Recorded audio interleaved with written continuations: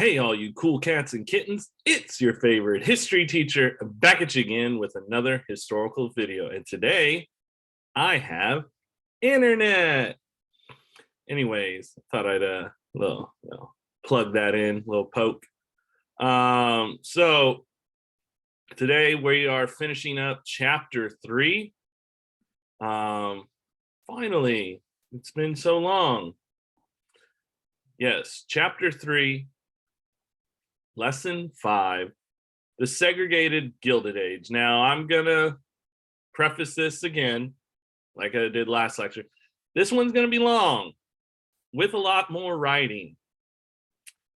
A lot of stuff happens during this time, and it's more socially and political that sometimes this era often gets overlooked.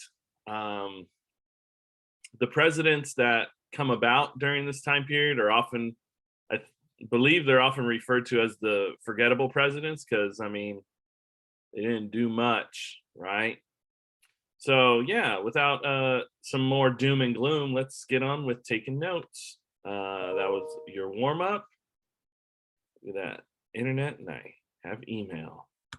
Great things. All right, objectives. We're going to identify the results of the political stalemate in Washington from 1877 to 1896. So, that's basically the entire Gilded Age. We're going to explain the rise of populism and its impact on American politics at the turn of the century.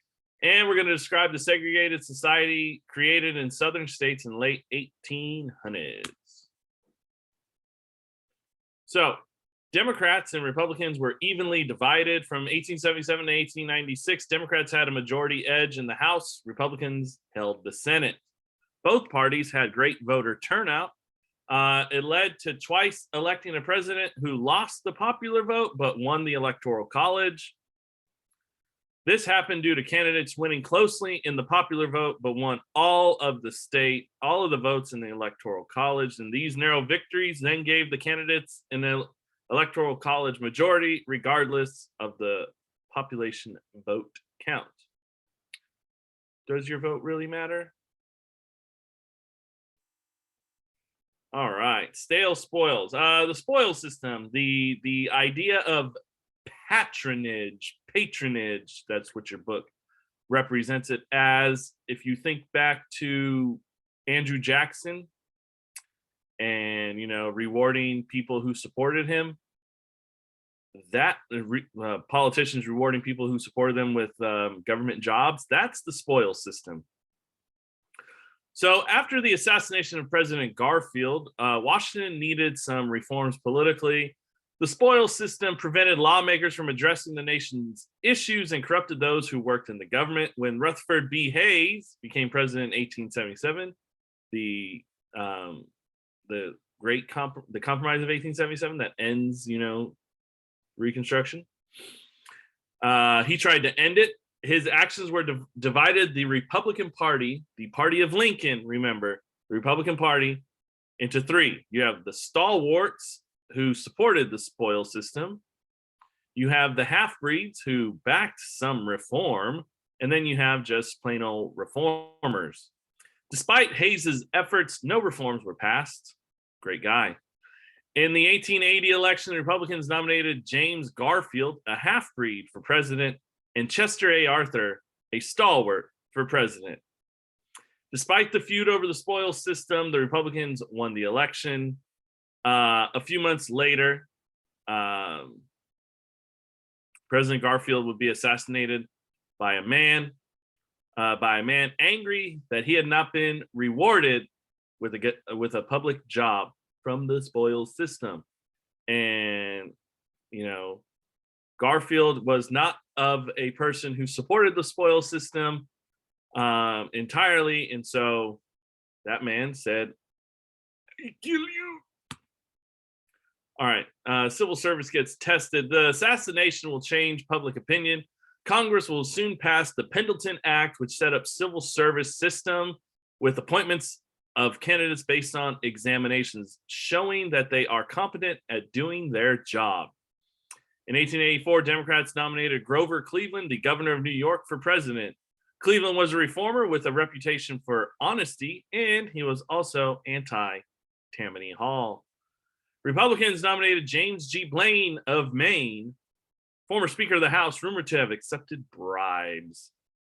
Some Republicans were so unhappy with Blaine and his past that they supported Cleveland instead. Cleveland will narrowly win the election and was now facing his supporters who were having their hand out and be like, "Can I get a government job, sir?" Reformers expected him to increase the number of jobs under the civil service system. Cleveland chose a middle path and angered both sides. Can't win them all. That's Grover Cleveland, 1805 to 1889. We got some economy problems, almost like today. Great industrialization, growth of the labor movement, unrest among workers across the country, as well as strikes, all occurred during this time. It's a time of great turmoil. Gilded Age. Corporations concerned many Americans. Small businesses and farmers were mad at railroads. Large corporations could negotiate lower rates because of the volume of the goods they shipped. Others were forced to pay higher rates. Eventually, many states would regulate railroad rates to themselves. Both parties were slow at responding to the concerns of the people. The parties believed too much in laissez-faire, the no interference with the corporation's private property rights, which courts had previously held as individual rights before. And then the Supreme Court ruled in the case of Wabash, St. Louis, and the Pacific Railway versus the state of Illinois that only the federal government could regulate interstate commerce, not the states. So the people got a small victory. The ICC. So public pressure will force Congress to act.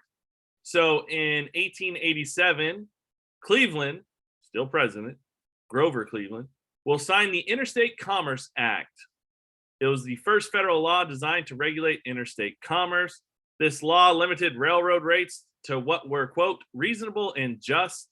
They also outlawed rebates and created the Interstate Commerce Commission. This was the nation's first independent regulatory agency. However, the ICC would not be very effective in regulating industry because it had to rely on the courts to enforce the rulings. And while the ICC reduced pressure on farmers and small businesses, large companies passed on their increasing shipping costs to the consumer. So even though it might cost I don't know, let's say $5 for clothes, and the shipping has gone up significantly. Well, these large corporations will just increase the price of their clothes that they sell so they can keep shipping low. Great guys. Vanderbilt and Carnegie, all of them. Happy. Many Democrats thought the tariffs should be cut because they increased the price of imported goods and forced other nations to respond in kind, making it difficult for farmers to export surplus. Remember, Democrats are in the South. In 1890, Republican or Representative William McKinley will push through a bill that cuts some taxes and tariffs, but increased the rates on other goods. It was called the McKinley Tariff, and intended to protect American industry. It instead caused a steep rise in the price of all goods. Kind of backfired on that guy. Here's the ICC, still around today, 1887. All right, money, root of all problems. Ain't that the truth? So populism was a movement to increase farmers' political power and work for legislation on their interests. New technology will enable farmers to produce many more crops, but the increased supply causes prices to fall. So high tariffs made it also hard for farmers to sell their goods overseas. Remember, tariffs are taxes on imports. So if France is importing cotton from America, but cotton from America has a tariff for farmers to sell to France, it's going to make it more expensive to just sell to France when they could just, sell to Americans. but Americans can only buy it at such low rates, so it's like a lose-lose for farmers. And high tariffs made it hard for farmers to sell their goods overseas. I just said that. Mortgages, house payments with large banks, and rail shipping costs continued. Oh, I repeated. Continued to increase, which made farmers' difficulties even worse. Farmers were concerned over the country's money supply. So during the Civil War, CW Civil War, Congress issued millions of greenbacks, paper currency that could not be exchanged for gold or silver. This will cause inflation to occur. Inflation, the decline of the value of money. Another explanation, paper money loses its value, prices of goods go up. So we are currently in a state of inflation. It only gets worse. After the Civil War, the US had 3 types of currency in circulation to combat inflation. They stopped printing G-backs, greenbacks, and pay off government bonds, and they also stopped making silver coins. This meant that there would be less money supply to meet the needs of the country's growing economy. This would cause deflation, an increase in money value, but a decrease in prices. It's not necessarily good. Remember, I showed you that little map a couple lectures ago. Deflation will also hit farmers extremely hard. Falling prices meant that they had to sell their crops for less and had to borrow money for seed and other supplies to plant their next crops. With money in short supply, interest rates began to rise, increasing the amount farmers owed. Rising interest rates also made mortgages more expensive, and despite their lower income, farmers still had to make the same mortgage payments to the bank. So you have to sell your crops, your supply, at lower prices in hopes to make the same payment for your house, rent, mortgage, okay?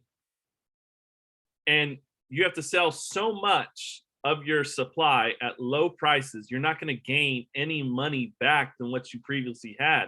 So whereas like now there are like, payment plans, or, you have to fill out some paperwork to show that, you can't really make the intended amount of mortgage payments. So you get it, adjusted to what your monthly income is. Yeah, that didn't happen back then. So if you didn't have the $1,000 for your mortgage payment, you had to keep borrowing money. And again, money, root of all problems. So farmers knew that their problems were partly due to a shortage of currency. What can you do about it? Others, especially those in the West, where new silver mines had been found, wanted silver coins to be issued again. Increasingly, farmers realized that if they wanted the government to meet their demands, they had to organize. There were no farmers' unions. Again, here's a little simple thing. Inflation, the value of money goes down, prices go up. Deflation, the value of money goes up, but prices go down. Not necessarily a good thing, though. It sounds great. We want deflation all the time. So farmers organize. In 1866, the Department of Agriculture sent over a guy named Oliver H. Kelly on a tour of the rural South to report on farmers' conditions. Realizing that farmers were extremely isolated because, it's South, Kelly founded the first national farm organization. It was shortened to, is like the Grange, blah, blah, blah, blah, blah, Patrons of Husbandry. It would also just be nicknamed the Grange. And not LeGrand, the Grange. In 1873, the nation plunged into a severe recession and farm income fell sharply. Grangers, as they were called, responded by pressuring states to regulate railroad rates and warehouse rates, FARs. To reduce harmful competition among farmers, Grangers also tried creating organizations called cooperatives, in which member farmers work together to increase prices and lower costs. None of these strategies, however, improve farmers' economic conditions. A whole lot of talking, a whole lot of bark, no bite. As the Grange began to fall apart, a new organization known as the Farmers Alliance began to form. By 1890, the Alliance had between 1.5 and 3 million members. The alliance planned to create very large cooperatives and just nickname them something different called exchanges. The exchanges either failed because they overextended themselves or because wholesalers, railroad owners, and bankers made it difficult for them to stay in business. Man, when you got people preying on your downfall, people hating you from day one, it's going to be hard to succeed. And they also failed because they were still too small to affect world prices for all farm products. Hello. And that's Oliver H. Kelly, right? Yeah. That's the Farmers Alliance, ensuring rural America since 1888. All right, populism is on the rise. So in 1890, many people in the alliance were dissatisfied. They felt that they could only achieve their goals through politics. Many alliance members were distrustful of both Republican and Democratic parties and believed that both parties favored industry and banks over farmers. Again, the growth of America following the Civil War. It's hard to deny that argument. In July 1892, more than 1,000 delegates will meet in Omaha, Nebraska to form the People's Party. Populist Party, People's Party, same party. The party will nominate James B. Weaver to run for president at its first national convention. The Omaha Convention platform was calling for the free coinage of silver, federal ownership of the railroads, and a graduated income tax. So however much money you make a month, you pay a little bit more in taxes. The less money you make a month, the less money you pay in taxes. Seems pretty fair. Populists also adopted proposals that appeal to organized labor, such as an 8-hour workday and immigration restrictions, because we already know people disliked immigrants and they wanted shorter work days. So trying to appeal to other people, not necessarily aligned with Republican or Democrat, and they're trying to steal as a third party. They're trying to take votes away from both. In the end, however, populism had little appeal to the urban voters who continue their traditional party allegiances. Many workers will continue to vote for Democrats whose candidate, Grover Cleveland, you guessed it, becomes president once again. Here's a picture of James B. Weaver. He is, or is this William Jennings Bryan? One of the two, and he's a snake that is trying to eat the Democratic Party, and he's the Populist Party. Again, Populist Party, People's Party, same party. Peter Piper had a pickle. Grover Cleveland, boom. Almost immediately following his inauguration, the country will go into the worst economic crisis it ever experienced.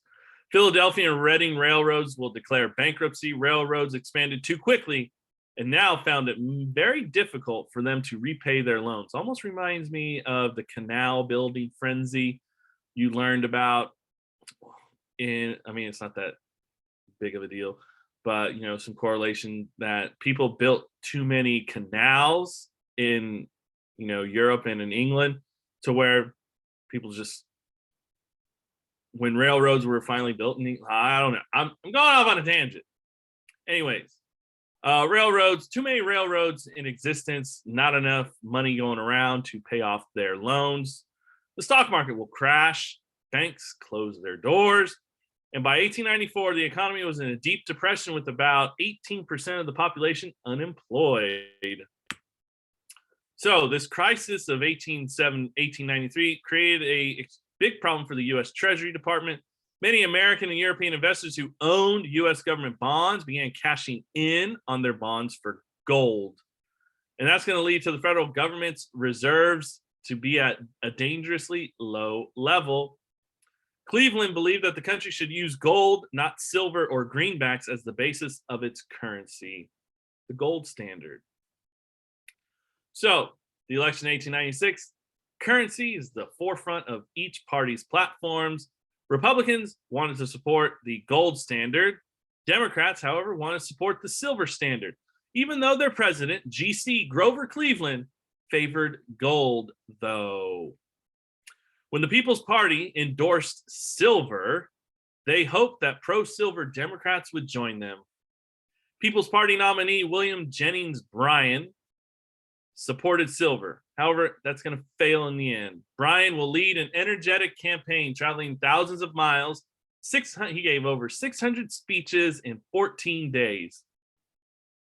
He will give an impassioned pro-silver speech at the convention and will win the Democratic nomination for president.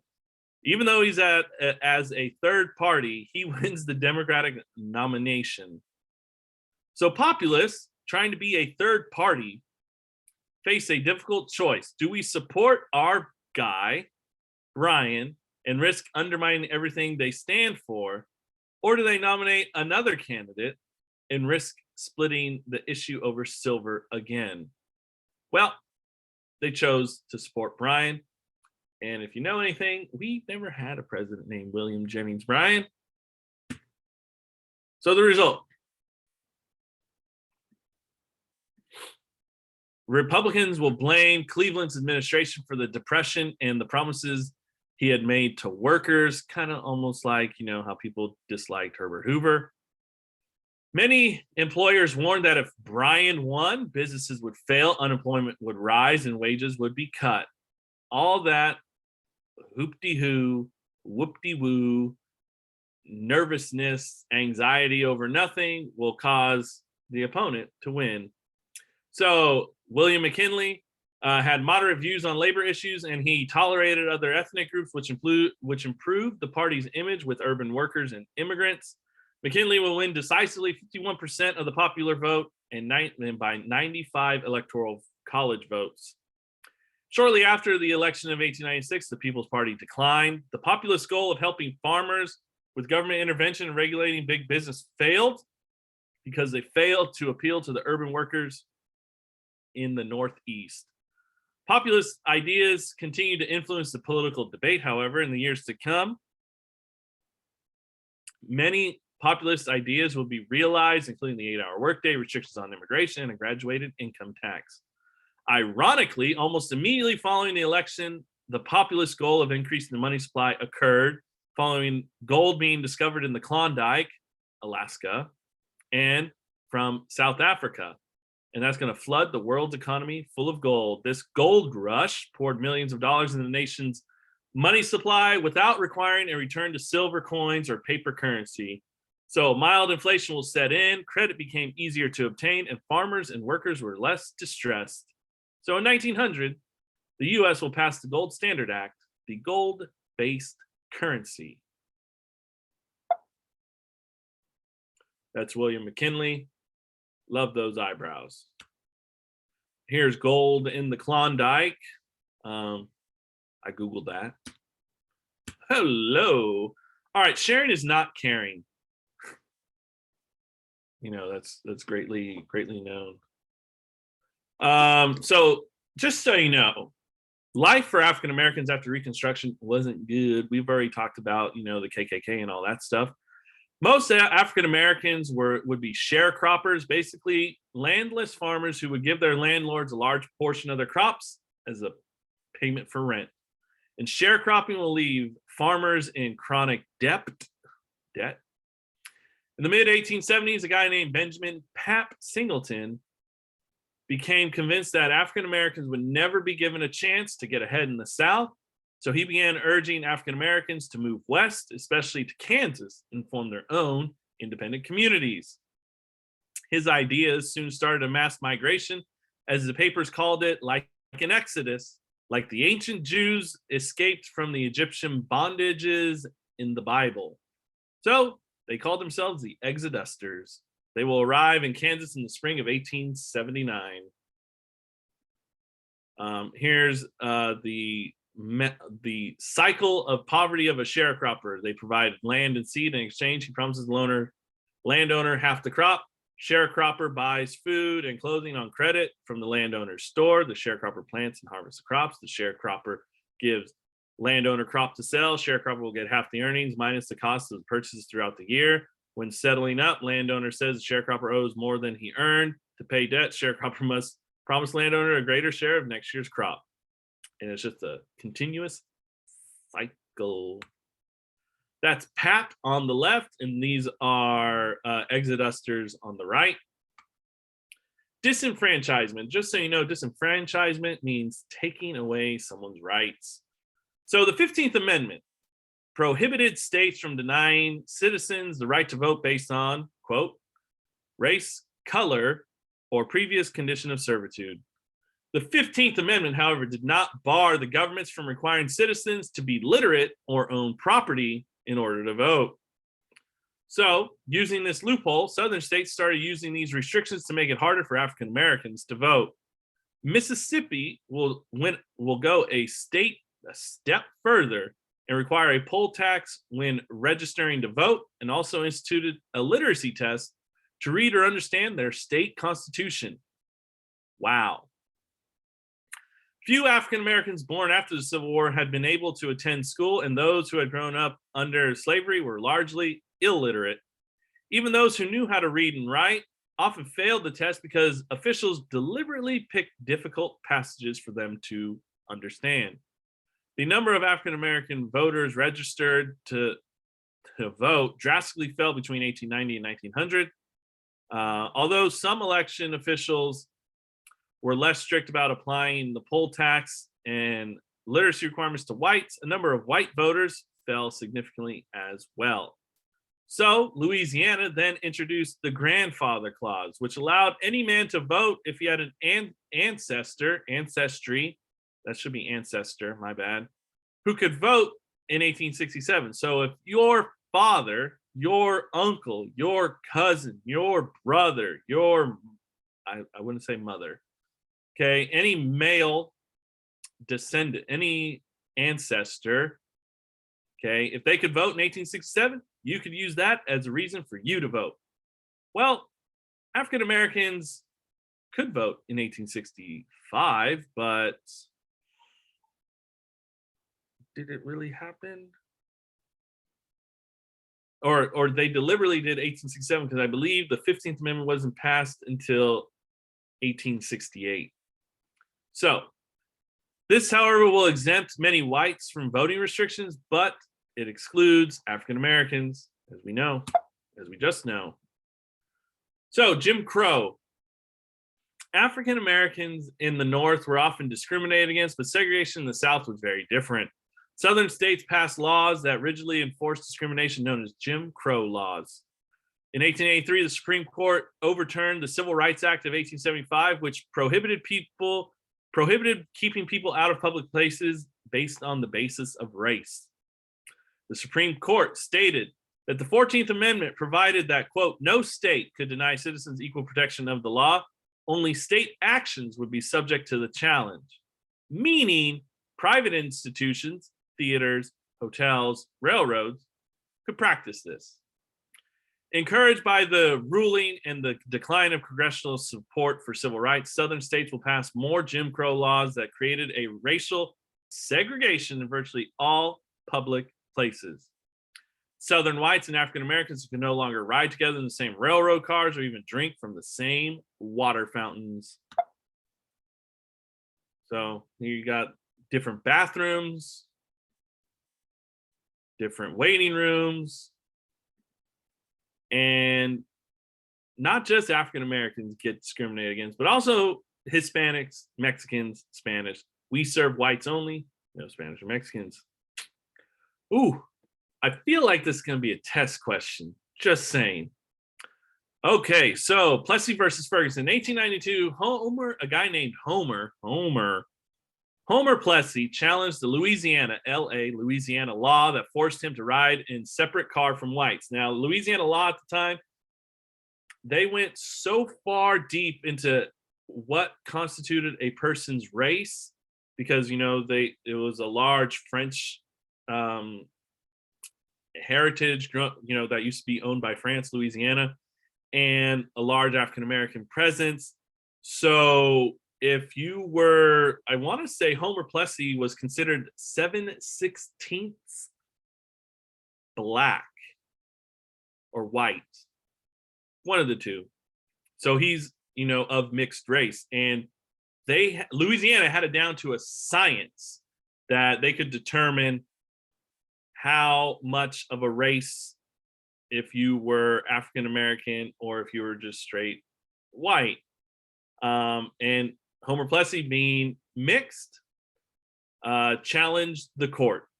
And he was brought to a court to Judge John H. Ferguson, who rejected Plessy's argument that such a law was unconstitutional. In 1896, the Supreme Court, SC, upheld the constitutionality of the law and took it a step further, suggesting the doctrine of separate but equal facilities for African Americans. As we know, even though they were separate, they were far from equal. So here's the I looked up I looked up Plessy versus Ferguson, and here you have a car for white folks and a Jim Crow car for African Americans being. See the difference? Yes, they are separate, but are they equal? Hell to the no. So anti. Anyways, in the late 1800s, mob violence will increase in the United States, particularly in the South. Between 1890 and 1899, there were an average of 150 people lynched a year. Lynching is execution without a trial, and it was usually done by death via hanging. So prominent woman Ida B. Wells will launch her crusade against lynching, an anti-lynching campaign, hence why the title. So after a mob drove Wells out from a town, she settled in Chicago and continued to write her crusade. Congress did not support an anti-lynching bill, but numbers of lynchings were decreased due in a large part of her efforts. Thank you, Ida. You have a woman named Mary Church Terrell, a college-educated woman born during the Civil War, had lost a close friend due to a lynching. And the death of her friend put her on a lifelong battle against lynching, racism, and sexism. Terrell worked with women suffrage workers such as prominent leaders like Jane Addams, Hull House, and Susan B. Anthony, and helped found the National Association for the Advancement of Colored People, aka the NAACP. She also formed the Women Wage Earners Association, which assisted African American nurses, waitresses, and domestic workers. And here is Ida B. Wells. Here is Mary Church Terrell. Here is Jane Addams. And this is Susan B. Anthony. She looks like a woman you don't want to mess with. That's the NAACP logo. All right, last slide. Influential educator Booker T. Washington, Tuskegee Institute, proposed that African Americans concentrate on achieving economic goals rather than political ones. So in 1895, Washington summed up his views in a speech, The Atlanta Compromise, urging African Americans to postpone the fight for civil rights and instead concentrate on achieving quality through education and employment. All right. So he argued that people should just put their nose down, put their head down and work. And soon enough, white folks will look at the hard work African Americans are doing in society and might reward them with voting rights later on. The Atlanta Compromise speech provoked a strong challenge from a guy named W.E.B. Du Bois, not like Du Bois, but Du Bois. It's not French for, you don't pronounce it Du Bois. It's Du Bois. Du Bois, the leader of a new generation of African American activists. In his 1903 book, Souls of Black Folk, he explained why he saw no advantage of giving up on civil rights, even temporarily. He was particularly concerned with the protection and exercise of their voting rights. So in the years that followed, many African Americans worked to win the vote and end discrimination. The struggle, however, will prove to be a long, long time. And here you have the difference between Du Bois, civil rights, education, politics, and Booker T. Washington, economics, patience, and wealth. So, yeah. Anywho, wow, we're done. We finished chapter 3. I almost said chapter 5. Chapter 5 is our next chapter. So yeah, it was a long road. I know this video has been extra long, so I won't ramble on. Your homework is page 171, 2 through 4. And yeah, hopefully you guys did enjoy. I know this lecture was a little bit longer with more stuff to write about, but hey, important things happen like Plessy versus Ferguson and populism, third party stuff. So, anyways, if you guys did enjoy that, make sure you hit the like button, leave a comment, subscribe. I'll see you guys in the next video. Peace.